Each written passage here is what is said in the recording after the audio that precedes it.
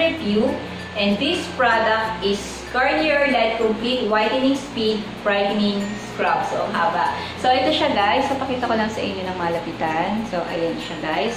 And nabili ko siya sa Lazada sa price na, original price niya is 159. Pero yung that time na binili ko siya is naka-sale siya. So, nakalimutan ko lang kung magkano yung exact price. Parang 110, 120, parang ganun. Kasi nga, nabili ko to 4 months ago pa. So, kung that time kasi nung binili ko to is meron pa akong ginagamit ang time na yun. So, inubos ko muna siya para mag-try ko talaga ito si Garnier Brightening Scrub. So, this product is 100 ml. And kaya kung gusto ko siyang i-try, kasi nga, sabi niya dito is White Speed Brightening Scrub. So, mabilis daw siyang makapagpaputi. And 1 tone fairer, kasi may kasama siyang pure lemon and essence and 1,000 gentle peaks. So, matagal ko lang talaga gustong i-try itong mga product ni Garnier. Kasi sometimes parang iisip ko, ay baka mahal, ganyan. Kasi diba parang, niisip ko lang yung impression ko dito sa mga prices ng Garnier is medyo mahal. So, hindi naman pala mahal. So, this product is 159 pesos lang. So, kung gusto niyo ng mga makatipid, so abangan niyo na lang yung sale niya. Pero hindi ito nag-50% off eh. Parang mga 20% off lang. Parang ganun lang siya sa sale. So, by the way, yung mga kiniklaim ni Brightening Scrub, so shortcut ko na lang. Brightening Scrub is a gentle, easy to rinse scrub with the power of 1,000 gentle beads and pure lemon extract, intensively cleanse and clear dullness, skin visibly brighten, 1 tone fairer in 1 wash. So, in just 1 wash daw, makikita na natin na 1 toner fairer, medyo nag-brighten na yung skin natin in just 1 use. Parang naman. So, may kasama siya 1,000 gentle beads. Ibig sabihin yan guys, meron siya mga kasama ng beads na mga maliliit lang, as in pinong-pino lang talaga siya. So, ayan. By the way guys, ipapakita ko sa inyo yung actual na paggamit ko nitong Garnier Brightening Scrub. So, ito siya guys.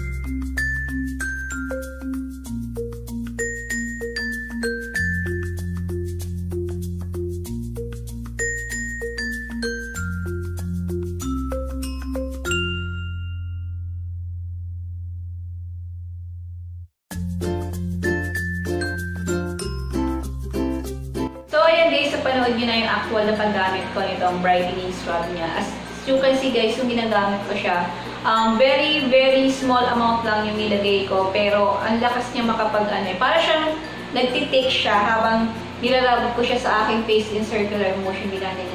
So napansin ko na medyo nag-take, para siyang naging cream sa aking face, parang ganon.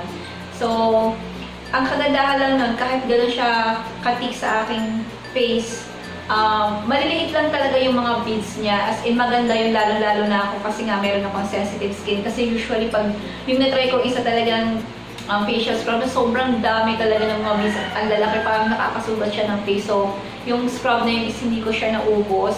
So, instead na sa face ko siya ini-scrub, so ginawa ko na lang siyang body scrub. Yung aking skin dito sa braso and legs is hindi naman ganun ka-sensitive compared sa aking skin. So, this one talaga is very gentle lang talaga. So, yung totoo nga yung kiniklaim na 1,000 gentle beads is very mild lang talaga sa aking skin.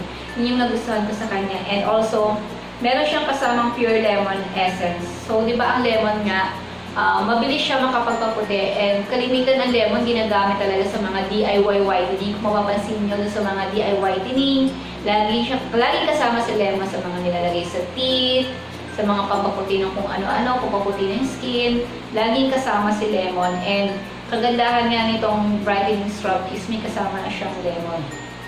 And ang nagustuhan ko pa dito kay Garnier is after ko siyang banlawan, mapipil mo talaga na ang lambot ng skin mo, as in ang kinis ng skin mo. So wala akong naramdaman na any irritation. So yung kalimitan tanong, any irritation, nakaka-pimple ba, yung mga gano'n. So wala naman, hindi naman ako nagkaroon ng pimple sa aking skin upon using this brightening scrub niya. And super love ko na to. So ito yung sasabi ko na isa rin sa maituturing ko na isa sa mga, as of now, kasi nga ito yung ginagamit ko na facial scrub na masasabi ko na isa sa mga nagustuhan ko talaga. Siguro kung magra-rank ako ng mga facial scrub na na-try ko, siguro pasok to sa akin sa top 5 ko. Kasi nga, syempre, mayroong mga na-try din ako mga facial scrub na sobrang talas talaga ng mga bliss, as in pag gano'n, hindi talaga ito pwede sa akin.